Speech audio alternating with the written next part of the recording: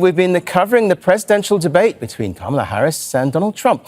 Harris, the US vice president and Democratic candidate, and Trump, the Republican nominee, traded claims about each other's record in office, as well as their plans if they emerge victorious after the November 5th election. Well, we have two guests joining us now. Ashley Bryant Bailey, a managing partner with AB, a Black-owned research and creative agency, and co-founder of Win Black. And John Feehery is a Republican strategist and partner at EFB Advocacy, a boutique lobbying and strategic advocacy firm. Thanks very much indeed to you both for joining us. First to Ashley Bryant Bailey. Who do you think fared best in the debate and why? Well, first, thank you for having me tonight. I have a big smile on my face, and I hope that shares exactly what I'm thinking. I think Kamala came to do the job that she has been prepared to do her entire career. She litigated tonight with precision, and it's exactly what we expected to do. I think Trump was absolutely outmatched. He took the bait flawlessly. I think she effortlessly really went in on all of the points. She was clear around her accomplishments in the last 3.5 years under the Biden-Harris administration. And she was also clear in presenting two different cases for the American people. There's two different stories on that stage tonight, and Kamala really harbored home unity, a campaign and a platform for American people, not going back to these divisive policies. And Trump said it himself. He didn't have a plan. He may have concepts of a plan, but we certainly did not hear those tonight. OK, John Feehery, let's bring you in now. Trump was outmatched. Do you agree with that? Listen, that was typical Trump. Trump has done these debates. Every time he has one of these debates, he does the same type of thing. He did it with Biden. He did it with Hillary Clinton several times. He did it with Biden in 2020. He speaks Trump speak. I do think that Harris got under his skin. I think she baited him, and he took the bait on a couple of different occasions. But I think that at the end of the day, what Trump was trying to do was project strength.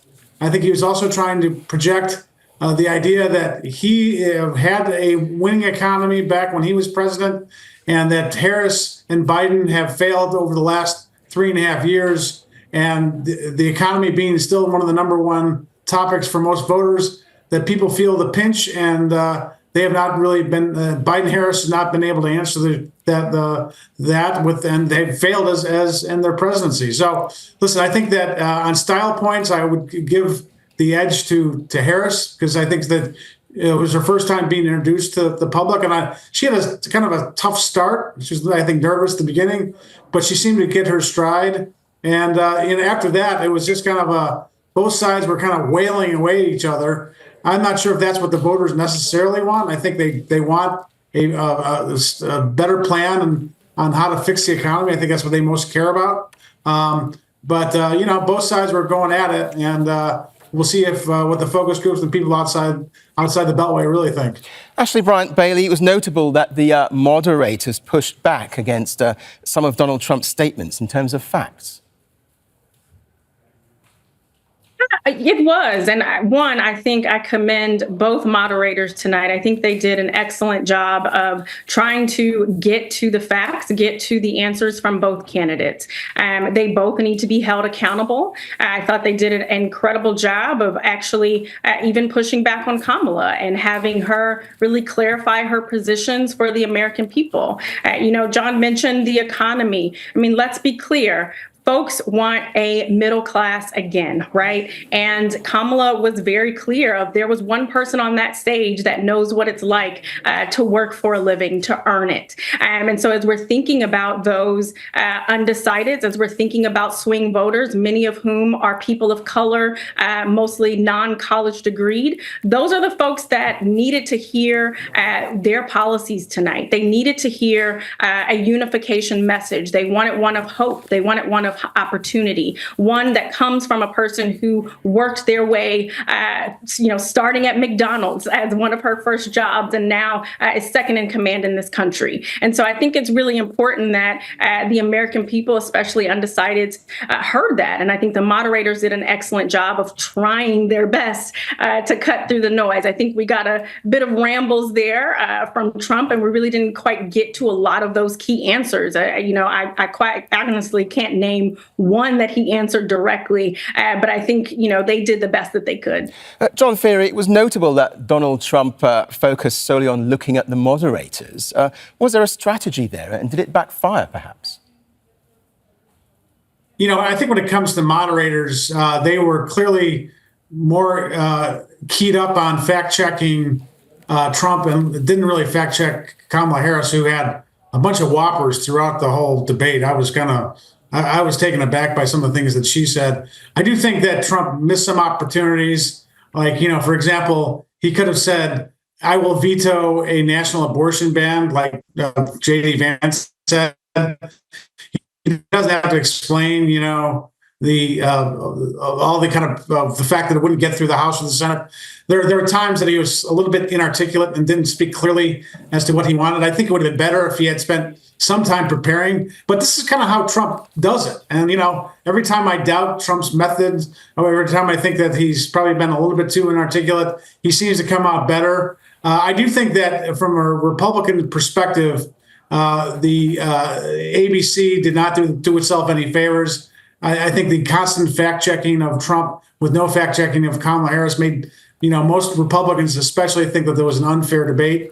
I frankly don't understand why Trump agreed to go on ABC. We know that they've over their coverage over the years, over the last year, about 90% of their stories have been very positive about Kamala Harris. About 95% of their stories have been very negative about Donald Trump. So we know their bias. And I don't know why Trump agreed to go on with this. He should have said, listen, let's go out somewhere else, because ABC's been so bad for Trump and so good for Kamala Harris.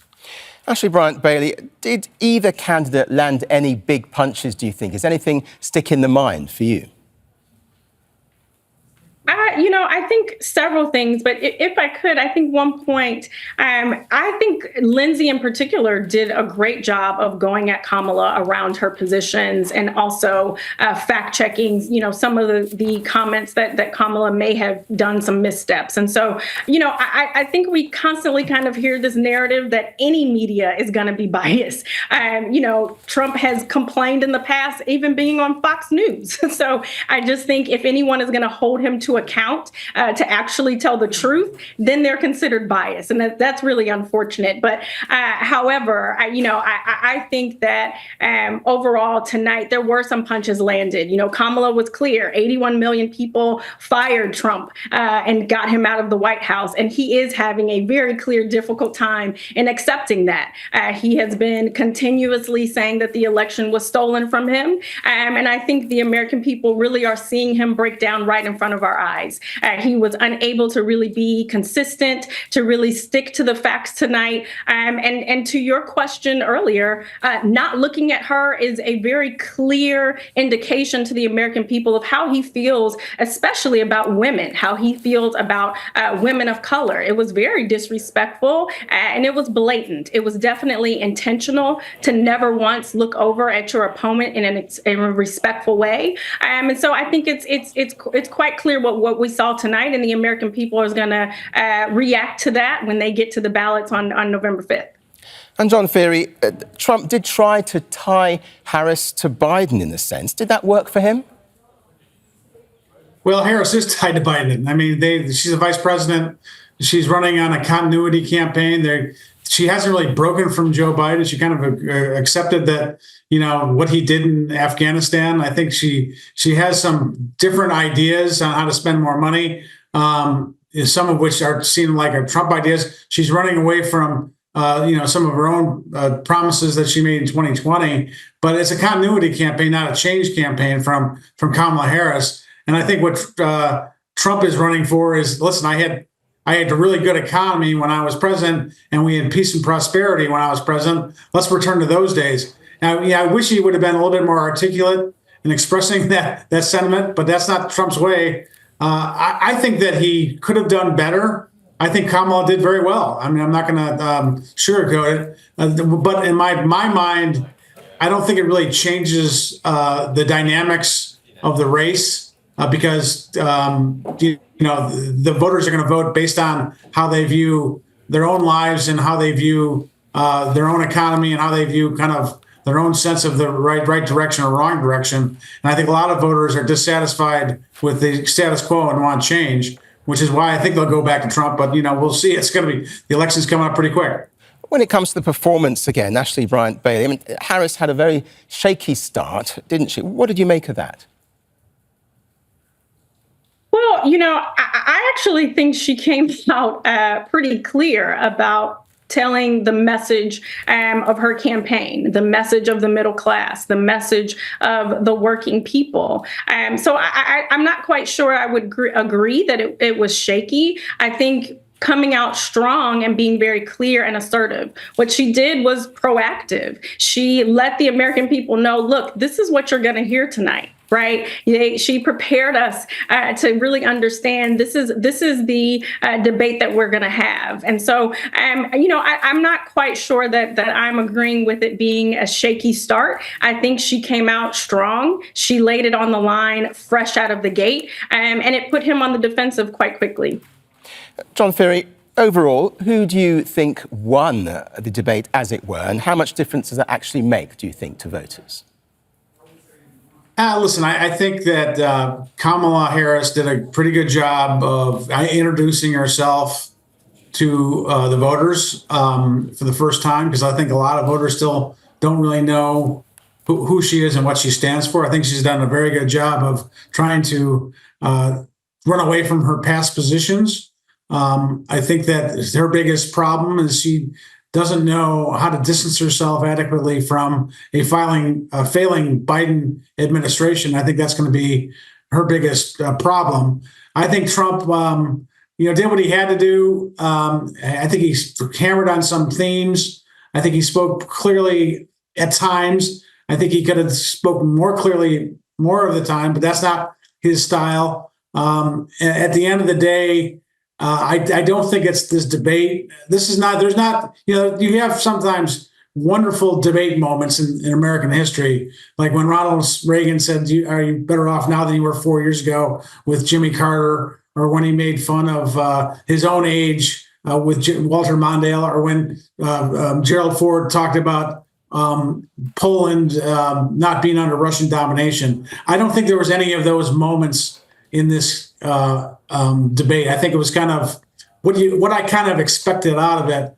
And Trump being Trump and Harris kind of reintroducing himself. So at the end of the day, I think it's those other fundamental factors that are going to decide this election, not anything from this debate that will. John Feehery and Ashley Bryant Bailey, thank you both very much indeed. Thank you. Make sure to subscribe to our channel to get the latest news from Al Jazeera.